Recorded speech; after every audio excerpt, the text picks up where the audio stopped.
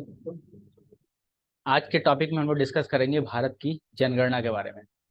भारत की जनगणना की अगर नियम बताया जाए तो भारत का जो गणना जनगणना है, जिसको हम लोग सेंसस के नाम से जानते हैं, वो 10-10 साल का एक गैप दिया गया है कि 10 साल के बाद काउंटिंग होगा। हमारे भारत की लास्ट जनगणना जो हुई थी वो 2011 में हुई थी, 2011 में हुई थी।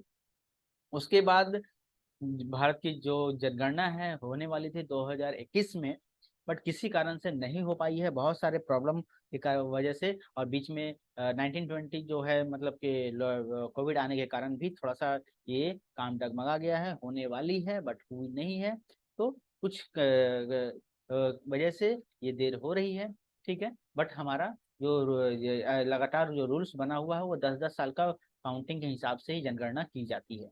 जनगणना करना बहुत थोड़ी आसान काम नहीं है थोड़ा, क्योंकि ये जो इंडिया है, इंडिया के अंदर में एक अलग अलग एरिया डेडिकेटेड किया जाता है। एक एरिया कंप्लीट किया जाता है कि इस एरिया के हिसाब से जनगणना फिर से की जाएगी। फिर जनगणना करने के बाद ये घर घर जाकर डाटा कलेक्ट किया जाता है, और घर घर जाकर डाटा कलेक्ट करने के बाद वहाँ पर ये सारे डाटा को मिलाकर, जैसे जैसे कुछ तहसील हो गए, कुछ ब्लॉक हो गए, या फिर कुछ पूरे एरिया को इंडिया के पूरे एरिया को ब्लॉक के हिसाब से, पुलिस स्टेशन के हिसाब से, डिस्ट्रिक्ट के हिसाब से भी हो सकते हैं। तो अलग अलग एरिया वाइज डिवाइड कर दिए जाते हैं, जिसके कारण ये जो है आपकी सुविधा होती है, और फिर सारे डाटा को एक साथ कलेक्ट कर कर ये जनगणना की जाती है। जनगणना विशेषकर आप लोग देखे होंगे कि पहले तो अब तो चांसेस हैं कि मोबाइल के थ्रू या फिर डिजिटल जरिए से, लेकिन अब तक की जितने भी जनगणना हुई है, अब तक की जितने भी जनगणना हुई है, वो जनगणना जो है, अब तक की जितनी भी जनगणना हुई है, वो जितनी भी जनगणना है सबकी पेपर वर्क में हुए हैं, और घर जाकर किया गया है। ठीक है, तो अब ये डिस्कस करता है कि जनगणना क्यों होती है ना। जनगणना क्यों होती है? तो जनगणना जो होती है वो उसी के ऊपर डिपेंड करता है कि एरिया में कैसे सुविधा दी जाए, और नए नए प्लान गवर्नमेंट उसी के ऊपर डिस्कस करते हैं कि किस एरिया में कैसे है, क्या पॉपुलेशन है, क्या नहीं है।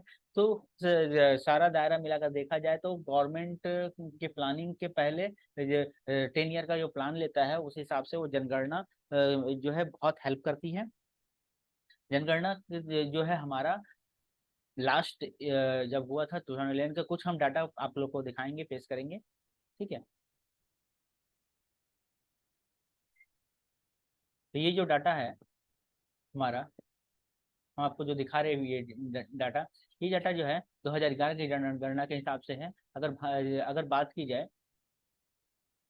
जाए कि भारत राज्यवार जनसंख्या वितरण या घनत्व और वृद्धि जो है, लास्ट हमने बताया था कि 2011 में जो है जनगणना हुई थी, उसके बाद 10-10 साल का गैप दिया जाता है।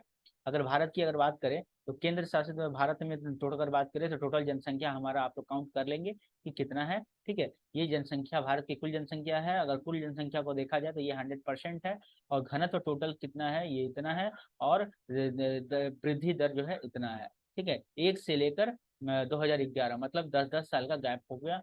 पहले 2001 में हुई थी, 2001 के बाद 2011 में हुई है। अब अकाउंटिंग के हिसाब से अगर देखा कि एक नंबर में अगर बात की जाए तो जम्मू कश्मीर की जो भारत का टोटल जनसंख्या का, जो कि जनगणना का टोटल जनसंख्या का इतना पार्ट है, जो कि टोटल अगर परसेंटेज हम लोग निकाले तो 1.04% होता है। घनत्व भी दिया हुआ है और ये रेट भी दिया हुआ है। दूसरी बात, अगर हिमाचल प्रदेश की बात करें तो ये जो डाटा हमारा हमको मिल रहा है, ये जनगणना 2011 के हिसाब से मिल रहा है, और 0.57% जो है टोटल जो है जनसंख्या का ये अंश है। ठीक है, और घनत्व की बात करें तो 123, और अगर वृद्धि दर की बात करें तो 12.81। ठीक है, उसी प्रकार अगर हम पंजाब की बात करें तो पंजाब जो 27,704, अच्छा ये 27,000 नहीं है, वो कुछ ज़्यादा ही अमाउंट है। ठीक है, तो आप लोग को ये सब अमाउंट जो है देखना है, क्योंकि पंजाब हो गया, चंडीगढ़ हो गया, उत्तराखंड हो गया, ठीक है ना, ये सब डाटा जो है 2011 में स्टार्ट कलेक्ट किया गया था, जो कि अभी तक हम लोग को उसके बाद हमारा जो डाटा है वो 2021 में होने वाली थी, लेकिन अभी तक हुई नहीं है। हम लोग का आ गया है 23, बट अभी तक हुई नहीं है, होने वाली है, देखते हैं कब होता है। ठीक है। तो अलग अलग एरिया के हिसाब से आप लोग को जनगणना को थोड़ा सा अगर या में पूछा भी जा सकता है तो आप लोग को नोट करना होगा। हरियाणा का हो गया, है ना, दिल्ली का हो गया, ठीक है, राजस्थान का हो गया, किसी किसी का कंपैरिजन किया जा सकता है, सबसे अधिक कौन सा है, सबसे कम कौन सा है, ये पूछा जा सकता है। यूपी का पूछा जा सकता है, घनत्व पूछा जा सकता है जनगणना के हिसाब से ये। और हम लोग आगे बढ़ते हैं, थोड़ा देखते हैं पूरा डिटेल से।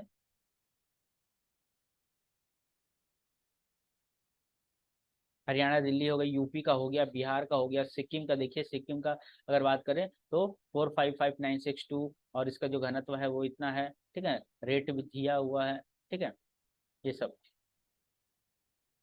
एक सेकेंड, ये सॉरी कुछ ज़्यादा ही ऊपर चले गए हम। हाँ,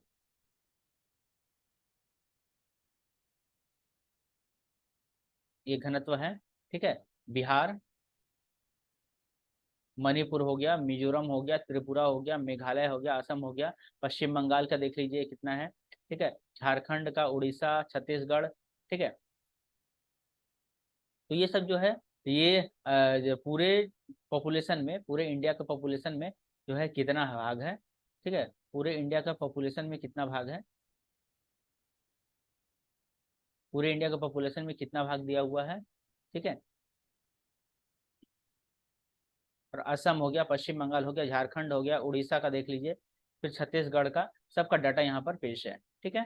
और टोटल डाटा का कितना परसेंट है वो भी पेश है, घनत्व भी दिया हुआ है, और रेट जो वृद्धि का दर है वो भी दिया हुआ है। गुजरात, एमपी हो गया, मध्य प्रदेश हो गया, गुजरात हो गया, ठीक है, सारे जगहों का आप लोग यहाँ पर नोट कर सकते हैं।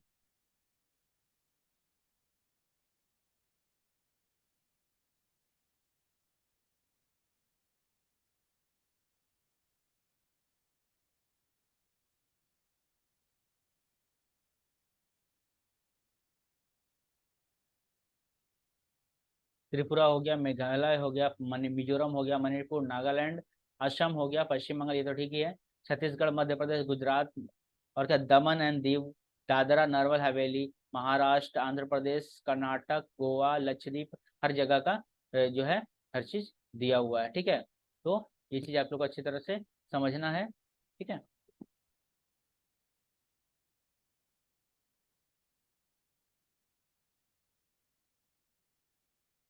अच्छा, कर्नाटक हो गया, गोवा हो गया, लक्षद्वीप हो गया, केरल हो गया, तमिलनाडु, पुडुचेरी, और अंडमान निकोबार, यहाँ तक के टोटल मिला के 35, 35 के हिसाब से सबको दिया हुआ, घनत्व दिया हुआ है, ठीक है। तो ये आप लोग को अच्छी तरह से देख लेना है। अब बढ़ते हैं थोड़ा सा आगे। अब टॉपिक है कि भारत में दशकीय जन्म दर, जन्म दर निकाल के दिया गया है, प्राकृतिक वृद्धि दर।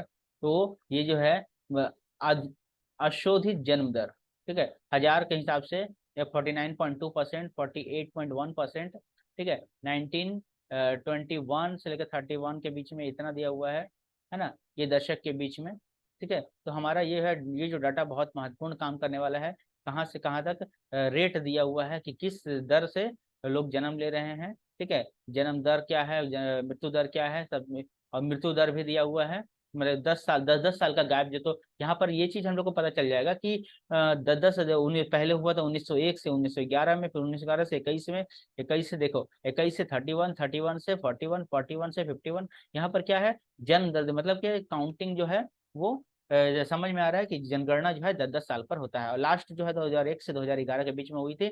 और जो जन्म दर जो है इतना थी, मृत्यु दर, मतलब जन्म दर अधिक, मृत्यु दर अधिक। और पहले आप अगर पहले के दशक में देखा जाए तो जन्म दर भी ज्यादा और मृत्यु दर भी ज्यादा, लेकिन अब क्या है, जन्म दर भी कम और मृत्यु दर भी कम यहाँ पर देखा जा रहा है, ठीक है। अच्छा, प्राकृतिक दर में ये सब चीज देखा जाए जो है, क्या बोला, वृद्धि दर, प्राकृतिक वृद्धि दर के हिसाब से ये दिया हुआ है, ठीक है। तो ये सब अच्छी तरह से समझ लेना है, देख लेना है, ठीक है, ये बहुत इंपॉर्टेंट भी है। आप लोग स्क्रीन शॉट भी ले सकते हैं, ठीक है। मिलते हैं आगे। अब यहाँ जो टॉपिक है, निवास के अंतिम स्थान और प्रवास की धारा, मतलब कुछ लोग प्रवास भी करते हैं कि यहाँ से वहाँ ट्रांसफर भी करते हैं, 2001 की बात करें तो ग्रामीण से ग्रामीण में पुरुष की इतनी हुई, स्त्री की इतनी हुई, ठीक है ना। और अंतरराज्यीय और अंतरराज्यीय और अंतरराज्यीय मतलब कि राज्य के अंदर, राज्य के और राज्यीय, इस हिसाब से उन लोग का क्या है, प्रवास हुआ है। और ग्रामीण से नगरीय का प्रवास इतना हुआ है, ठीक है। और पुरुष और स्त्री का अंतर्राज्यीय का दिया हुआ है ना। मतलब एक होता है कि अपने राज्य के अंदर में ही, एक होता है अपने राज्य से दूसरे राज्य में जाना, है ना। जैसे बंगाल से बिहार में जाना, बिहार से बंगाल में जाना, ऐसे। तो इस हिसाब से दिया हुआ है, ठीक है। डाटा बहुत ही इम्पोर्टेंट भी है। भारत की जनगणना जो है हम लोग समझ रहे हैं 2011, इसके बारे में और भी विशेष वीडियो लेके आएंगे। अब तो साथ में अगर 2023 का अगर निकलता है तो सबसे पहले हम आपको यहाँ पर दिखाएंगे, प्रकाशित करेंगे, ठीक है। अब चीज़ों को और आगे बढ़ाते हैं। यहाँ पर क्या है कि भारतीय ग्रामीण और नगरीय जनसंख्या जो है वो क्या है, ग्रामीण ग्राम की, अगर ग्रामीण और नगरीय जनसंख्या बात करें तो ग्राम की जनसंख्या जो है भारत में टोटल इतना है, कितना अच्छा डाटा यहाँ पर दिया हुआ है। और नगर की बात करें तो इतना, मतलब नगर का अधिक है और इसका कम है, ठीक है। और जम्मू कश्मीर हो गया, हिमाचल हो गया, पंजाब हो गया, चंडीगढ़ हो गया, उत्तराखंड, हरियाणा, दिल्ली, राजस्थान, उत्तर प्रदेश, और बिहार, सिक्किम, अरुणाचल प्रदेश, नागालैंड, इन सब चीज का दिया हुआ है। नगरीय जनसंख्या परसेंटेज में भी दिया हुआ है, परसेंटेज में भी दिया हुआ है, देखिए परसेंटेज में भी दिया है, ठीक है। तो यहाँ पर डाटा बहुत ही इंपॉर्टेंट होने वाला है। अब दिल्ली की अगर पूछी जाए जनसंख्या तो 97.50, ठीक है। वैसे बिहार की पूछी जाए तो 11.30, अरुणाचल प्रदेश की पूछी जाए तो 22.67, यहाँ तक के, ठीक है। ये अपना डाटा हुआ 2011 का। और भी बहुत सारे हुए, अरुणाचल प्रदेश हो गए, अरुणाचल प्रदेश के हो गए, मणिपुर के हो गए, ठीक है। सब चीज के दिए हुए हैं। और साथ में क्या है, पश्चिम बंगाल का भी पूछा जा सकता है, ठीक है। पश्चिम बंगाल का भी पूछा सकता है। नगर ये हो गया शहर का, ये हो गया ग्रामीण का जनसंख्या। उड़ीसा झारखंड का भी हो सकता है, झारखंड का भी। गुजरात हो गया, है ना। दमन दीव हो गया, सब जगह पर ये पहला वाला जो है ये नगर है, ये है ग्रामीण। ये नगर है, ये ग्रामीण है, दिनों का परसेंटेज दिया हुआ है, ठीक है। उसके बाद आंध्र प्रदेश, कर्नाटक, गोवा, इन सभी चीज़ों का जगह का दिया हुआ है, ठीक है। तो आप लोग अच्छी तरह से स्टडी कर लेंगे तो ज़्यादा बेटर होगा, ठीक है। उसके बाद पुडुचेरी, अंडमान निकोबार, ये जो नगरीय है। और यहाँ पर नगरीय के बाद क्या है, ये ग्रामीण जनसंख्या और दोनों का परसेंटेज दिया हुआ है, ठीक है। ये हो गया। अब अगर बात करें हम लोग कि भारत के धार्मिक संगठन के हिसाब से कितने, तो जम्मू कश्मीर में जो है हिंदू इतने हैं, है ना। मुस्लिम इतने हैं डाटा के हिसाब से, ईसाई जो है इतने हैं। क्या बात है, क्या डाटा है, डाटा देख के तो मजा ही आ रहा है। बौद्ध इतने हैं, है ना। जैन इतने हैं। और अन्य धर्म इतने हैं। और धर्म जात नहीं, मैंने किसी धर्म के नहीं, तो इतने हैं, ठीक है। वैसे हिमाचल प्रदेश, चंडीगढ़, हरियाणा, उत्तर प्रदेश, हरियाणा देखा जाए तो हिंदू इतने हैं, मुस्लिम इतने हैं। और 0.20, 4.91, इस सब के डाटा हम सामने दिए हुए हैं। जैन धर्म इतने, सबके धर्म जो है हिसाब से दिए हुए हैं। यूपी बिहार की अगर बात करें तो बिहार में इतने 16 पॉइंट इतने, मतलब अगर देखा जाए कि हिंदू अगर मुस्लिम थी तो बिहार में इतने और इतने। और दिल्ली की बात की जाए तो दिल्ली में मोटा मोटी जो 81 यहाँ पर भी क्रॉस कर रहा है, ठीक है। तो ये बात है। और राजस्थान की अगर बात करें तो ये है। और बौद्ध धर्म भी है, ठीक है। अब लोग देख लेंगे कि किस कहाँ पर जो है अधिक बौद्ध धर्म अधिक है, बौद्ध धर्म अधिक है और सिख धर्म अधिक है, ये भी इम्पोर्टेंट होता है, ठीक है। उसके बाद हो गया नागालैंड, मणिपुर, मिजोरम, त्रिपुरा, मेघालय, ठीक है ना। हर जगह पर यहाँ पर दिया हुआ है, ठीक है। हिंदू, मुस्लिम, सिख, ईसाई धर्म के हिसाब से, ठीक है। धर्म के हिसाब से जो डाटा दिया हुआ है उसको समझना है। धर्म के हिसाब से डाटा दिया हुआ है, ठीक है। पश्चिम बंगाल की अगर बात करें 70.54 और 27.01, फिर उसके बाद हो गया 0.72, सभी धर्म के हिसाब से, ठीक है। दिए हुए हैं गुजरात, मध्य प्रदेश, आप लोग स्क्रीन शॉट ले लेंगे, ठीक है। अगर पीडीएफ लगेगा तो आप लोग बोलेंगे, ये टेलीग्राम चैनल का लिंक हम ये डिस्क्रिप्शन में डाल देंगे, आप लोग वहाँ से ले लेंगे, ठीक है। अब ये जो है श्रम की सहभागिता दर, श्रम की सहभागिता और व्यावसायिक श्रम, मतलब कि श्रम में कितने हैं, कृषक कितने हैं, बिजनेस कितने लोग कर रहे हैं। भारत में अगर बात करें तो श्रम सहभागिता की बात करें तो इतने परसेंट है, कृषक कितने लोग हैं, और कुल श्रमिक प्रतिशत इतने हुए हैं, कृषि मजदूर इतने हैं, है ना, कुल श्रमिकों के प्रतिशत इतने हैं, सब ये चीज दिया हुआ है। उद्योग में काम करते हैं, अन्य में काम करते हैं, सब चीज दिया हुआ है। पर पंजाब, चंडीगढ़, उत्तराखंड से हर जगह की यहाँ से तालिका बनाई हुई है। आप लोग को अच्छी तरह से स्क्रीनशॉट लेके समझनी है, स्क्रीनशॉट लेकर समझनी है, ठीक है। ये बिहार हो गया, यूपी हो गया, राजस्थान, दिल्ली, हर जगह की अंश के हिसाब से दिया हुआ है। श्रम श्रम की सहभागिता आप लोग वीडियो पॉज करके अच्छी तरह से देख सकते हैं। जैसे कि यूपी की अगर बात करें तो श्रम की दर कितनी है, कृषक कितने हैं, ये सब चीज दिए हुए हैं, ठीक है। और साथ में ये जो है अरुणाचल प्रदेश की बात करें तो सहभागिता दर 42.5, और कृषक कितने हैं, और श्रमिकों का औसत इतना है, और कृषि का मजदूर जो है इतना इतना है, कुछ श्रमिकों का प्रतिशत अंश इतना है, और घरेलू उद्योग श्रमिक जो है 8365, 8365, और साथ में कुल श्रमिकों का प्रतिशत अंक जो है 1.4, ठीक है। और अन्य श्रमिक जो है इतने हैं, 40.9 जो है श्रमिकों का प्रतिशत अंक है ना। थोड़ा और आगे बढ़ते हैं। जैसे कि उड़ीसा, झारखंड, असम, है ना, नागालैंड, गुजरात, मध्य प्रदेश, कर्नाटक, इन सब जगह का आप लोग को अच्छी तरह से देख लेना है। देखना तो सभी है, कुछ कुछ बातें जो है इम्पोर्टेंट भी अधिक होती हैं, कुछ कुछ बातें इम्पोर्टेंट भी अधिक होती हैं, ठीक है। अब जो है केरल है, तमिलनाडु है, पुडुचेरी है, अंडमान निकोबार है, सब जगह का देख लेना है। ये हम लोग डिस्कशन कर रहे हैं भारत की जनगणना 2011। अब अगला हमारा टॉपिक है कि भारत में वर्गीकृत भू उपयोग, मैंने भूमि का कितना उपयोग होता है। वन की अगर बात करें तो टोटल रिपोर्टिंग एरिया का इतना 40.48, 17%, और 71, ये हमारा 2011 का। अच्छा, यह ये जो भू उपयोग जो है 14 से 15 तक का रिकॉर्ड दिया गया है, ठीक है, तो और अच्छी बात है। बंजर भूमि का अस्थायी चारागाह का दिया हुआ है, विविध तरु फसल, कृषि योग्य व्यर्थ बेकार गया है, पुरातन प्रति भूमि जो कि फालतू है, और वर्तमान प्रतिभूमि, निवल बोया क्षेत्र, हर चीज के बारे में यहाँ पर डिक्लेरेशन दिया गया है। साथ में ये निवल बोया क्षेत्र, वर्तमान प्रतिभूमि, ये सब जो है डाटा आप लोग को शो अप किया जा रहा है, ठीक है।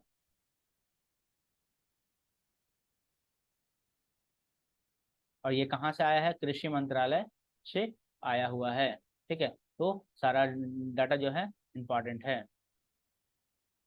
अब यहाँ पर ये तो उपयोग हो गया, ठीक है।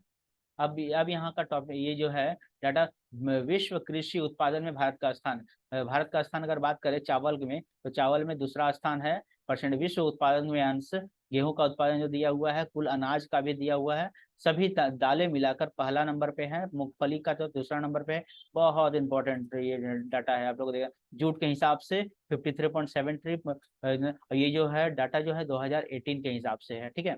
और गन्ना जो है 17.6 है, चाय का खेत अगर बात करें तो 21.22 है, और कॉफी की बात करें तो 3.17 है। तो ये जो है भारत का स्थान है किसमें, उत्पादन में, कृषि के उत्पादन है, ठीक है। ये टॉपिक जो है बहुत ही इंपॉर्टेंट आप लोग को दिख रहा है।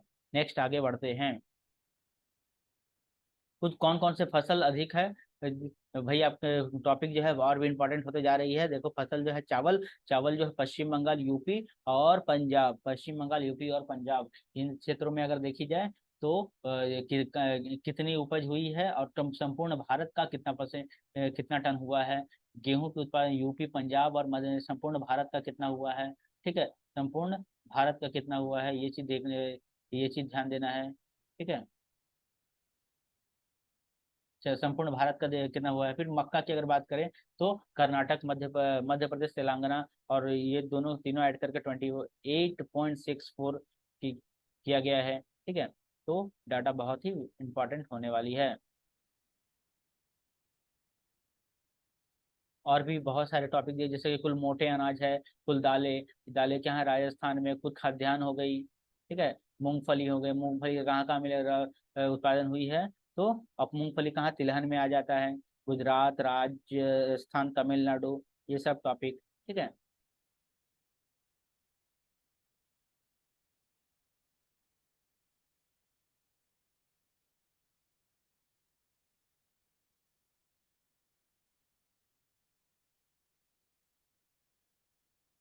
अब संपूर्ण ये तो हो गया मध्य प्रदेश में, महाराष्ट्र, राजस्थान और ये सब जगह पे दिया, कर्नाटक, उड़ीसा, बिहार, तिलहन की बात की गई है, ठीक है।